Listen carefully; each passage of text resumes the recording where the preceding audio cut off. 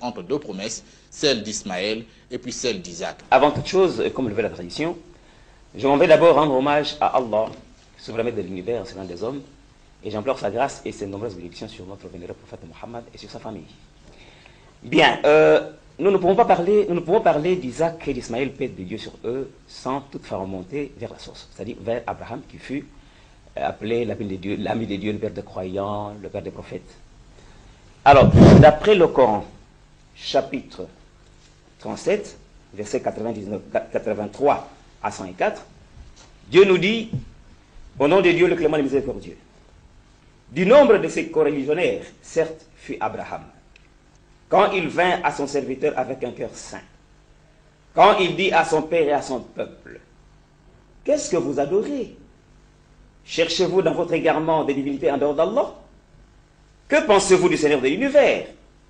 Puis, il jeta un regard attentif sur les étoiles et il dit, je suis malade, vraiment. Et il dit, je suis malade. Ils lui tournaient le dos et s'en allèrent. Alors il se glissa vers leur divinité et dit, ne mangez-vous pas? Qu'avez-vous à ne pas parler? Puis il se mit furtivement à les frapper de sa main droite.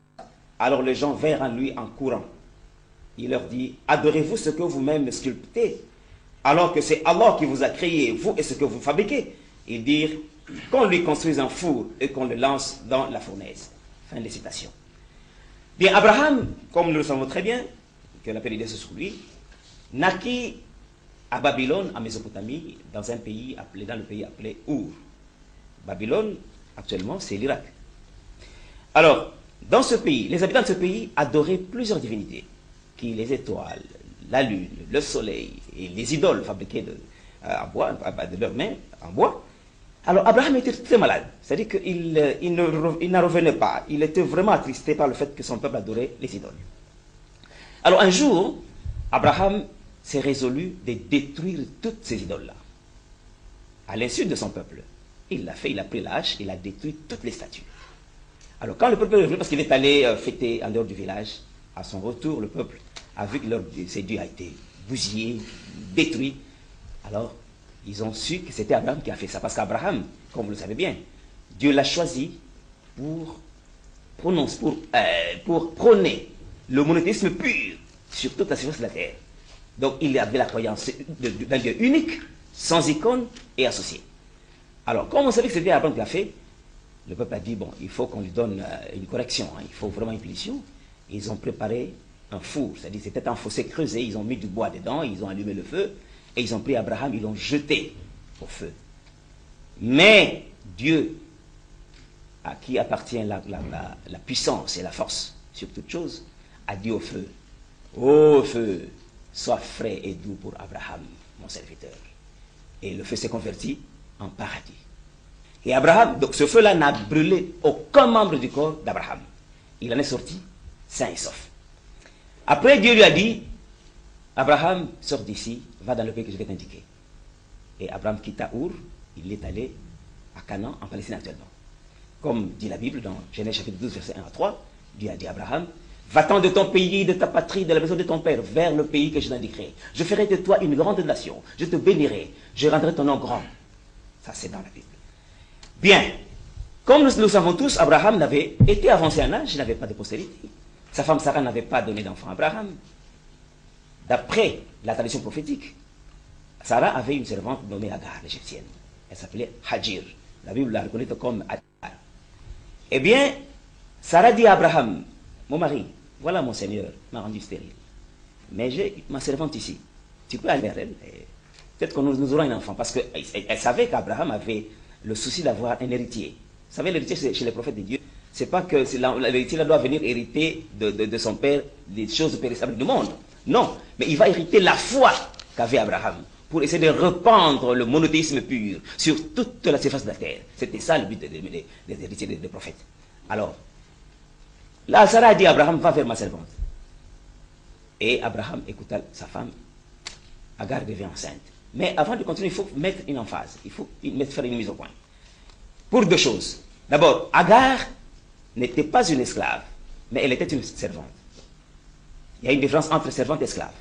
Une esclave, ou un esclave, si vous voulez bien, c'est d'abord quelqu'un qu'on achète à prix d'argent, ou alors quand une nation se lève contre une autre nation, eh bien la nation victorieuse prend en otage la nation vaincue. Et d'office, ils deviennent des esclaves. Mais Sarah n'est pas, Agar plutôt n'est pas dans ce panier-là. Deuxième chose, oui, c'est ça. De deux, Agar, comme disent certaines mauvaises langues, Abraham a fait l'adultère avec Agar, la servante de Sarai. Non, nous disons bien que Sarah avait donné Agar pour femme à Abraham. Servante veut dire quoi? D'après la Bible, le dictionnaire biblique, ça veut dire que dans un régime de mariage polygamique, servante, elle vient servir la première, donc c'est un mariage polygamique. Agar était la deuxième femme, selon le dictionnaire biblique. Restons dans le contexte des chrétiens. Quand ils disent que c'était une servante dans le sens d'esclave, mais nous disons, l'esclave, au fait, devant Dieu, n'est pas quelque chose à rejeter. Parce que selon le Coran, chapitre 49, verset 13, Dieu dit, ô homme, nous vous avons créé d'un mâle et d'une femelle, et vous avons désigné en nations et tribus pour que vous vous entreconnaissiez. Abraham, dans le verset qui suit, Coran chapitre 37, verset 99, 99, Abraham dit ceci à Dieu. Eh bien, il dit à Dieu, moi je parle de mon Seigneur et il me guidera. Seigneur, fais-moi don d'une vertu d'entre les vertus. Et nous lui fîmes donc la bonne annonce d'un garçon longanime, Ismaël. Et alors, Abraham avait demandé à Dieu d'avoir un héritier. Et Dieu lui donna un héritier qui s'appelle Ismaël. Il l'a eu comment? C'est par Agar qu'il a eu l'héritier, cet héritier-là.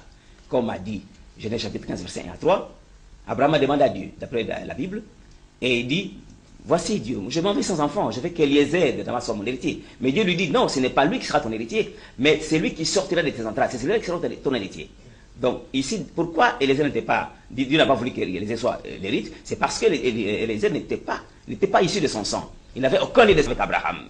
Et alors Dieu a promis un héritier. Voilà que dans Genèse chapitre 16, verset 1 à 6, Agar devait enceinte l'enfant, et Dieu envoya l'ange quand Agar fuit l'un de sa maîtresse au désert, et Dieu lui envoya son ange pour dire, femme, je multiplierai ta postérité, elle sera si nombreuse que l'on pourra la compter. Voici tu es enceinte, tu engendras un fils à qui tu donneras le nom d'Ismaël, car l'Éternel t'a entendu dans ton affliction.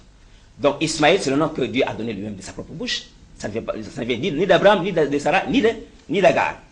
Et maintenant, Abraham a eu son héritier. C'est Ismaël. Ismaël a hérité d'Abraham la foi qu'il avait pour répandre le monothéisme sur toute la surface de la terre. Maintenant, venons-en à l'autre promesse, parce que je devais le dire, que Ismaël et Isaac sont les deux fils de la promesse, mais que l'un est le fils de la promesse de Dieu à Abraham, et que l'autre est le fils de la promesse de Dieu à Sarah.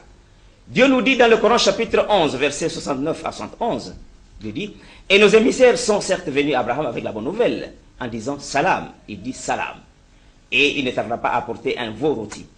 Puis, lorsqu'il vit que leur main ne l'approchait pas, il fut pris de suspicion à leur égard et ressentit de la peur vis-à-vis d'eux.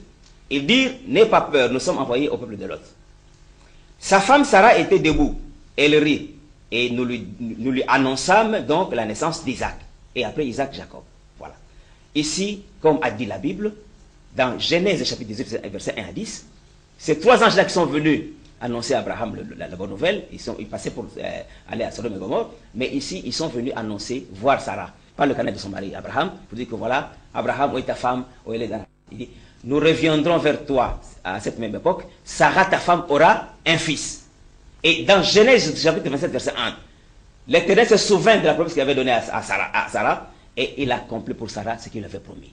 Sarah eut un fils qui s'appelle Isaac. Donc ça fait deux fils, l'un pour Abraham, Ismaël, et l'autre pour Isaac, et l'autre pour Sarah, Isaac.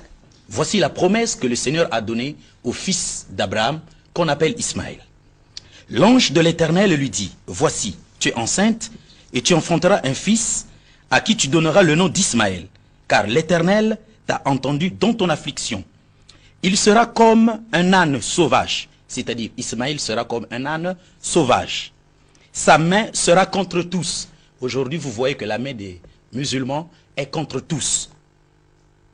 Et la main de tous sera contre lui. Aujourd'hui aussi, vous voyez que la main de tous est contre les musulmans. Et il habitera